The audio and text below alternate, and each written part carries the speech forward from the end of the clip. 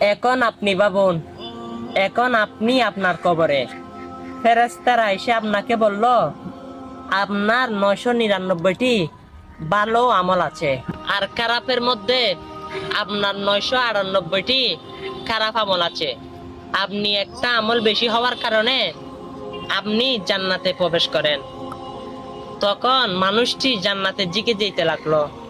ফেরেশতারা পিছন দেখে দেখে বলল আপনার পাপের সংখ্যা 1000 হয়ে গেল, আপনি জাহান্নামে যান। তখন মানুষটি জিজ্ঞেস করলো আমার পাপের সংখ্যা কিভাবে বাড়লো? তখন ফেরেশতারা উত্তর দিল আপনি যে দুনিয়াতে থাকাকালীন সোশ্যাল মিডিয়াতে খারাপ ভিডিওতে শেয়ার দিয়েছেন, লাইক দিয়েছেন, কমেন্ট করেছেন, সেই ভিডিওটা অন্যজন দেখেছে। আপনার ভিডিওটা দেখে সে মানুষ